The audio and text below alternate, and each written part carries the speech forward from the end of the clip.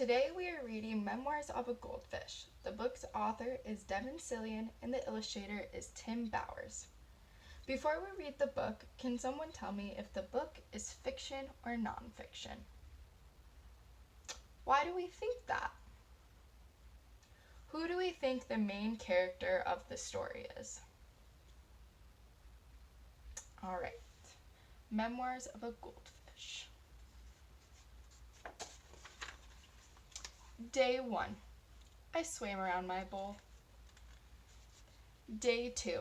I swam around my bowl twice. Day 3. I swam around my bowl. I thought about taking a nap, but fish don't sleep, so I swam around my bowl. Day 4. I got some company today. I don't like the looks of him one bit. He doesn't say anything. He just bubbles. Day 5. Mr. Bubbles still hasn't said a word. He just looks at me. I said hello today, and he said glug glug glug glug. He's creepy. Day 6. Today my bowl looks like a garden. There are a bunch of plants in here now. I guess I'll have to water them. Great. Day 7. Mr. Bubbles and I now have company. He's a snail. He says his name is Mervin and he likes to eat the slime off the inside of the bowl. He's disgusting. Day 8. Things are getting very crowded. While watering the plants, I met a crab named Fred. I offered him my fin and he nearly cut it off. Even Mr. Bubbles is afraid of him. Fred says I should stay on my side of the bowl. Look, I said. The whole bowl is my side of the bowl. He snapped his claw and Mervin fainted. I gotta get out of here. Day 9. That does it. My bowl now contains a sunken pirate ship, 2 guppies named Rhoda and Clark, and an angelfish named Cha-Cha who says she's from Hollywood. I can't turn around without bumping into something. At least Mervin is happy. There's more gunk on the side of the bowl every day.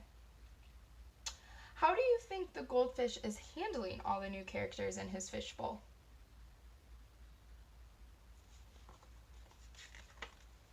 Day 10.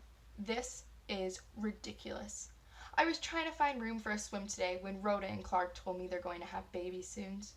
Like there's room for that. Fred knocked Mr. Bubbles over and he became tangled in the plants.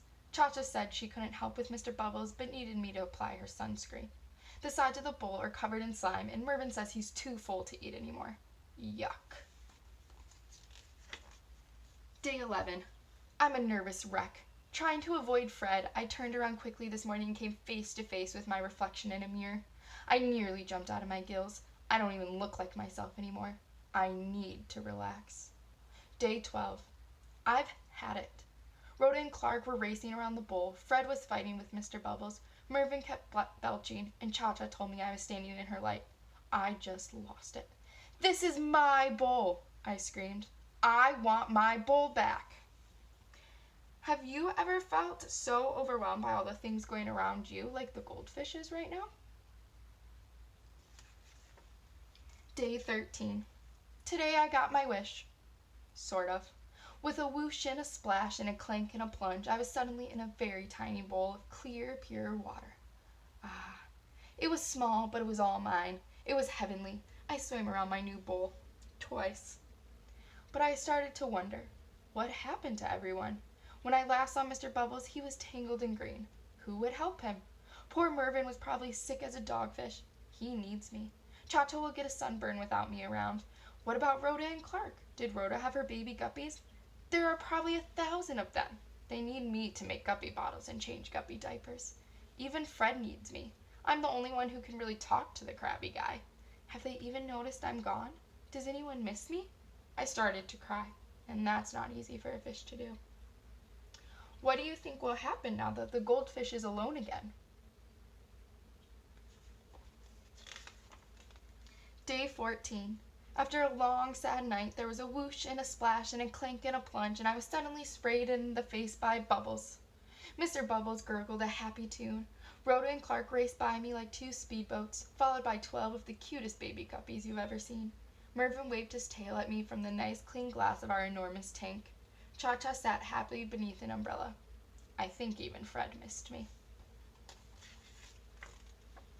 We were all back together, and I looked around and realized I was part of a big family. I guess I must have smiled because Clark said, "You look happy." I wanted to see for myself. "Where's the mirror?" I asked. "What mirror?" asked Clark. "We don't have a mirror," said Fred. No mirror? No wonder I didn't look like myself. It wasn't me I was seeing. Her name is Gracie, and she's the color of a fresh tangerine. She's a Pisces just like me, and today we're going to swim around the tank together. Twice. The end. After reading the book, what do you think the goldfish learned throughout the story? Can you list the 3 most important events in the story? And finally, did you like the book?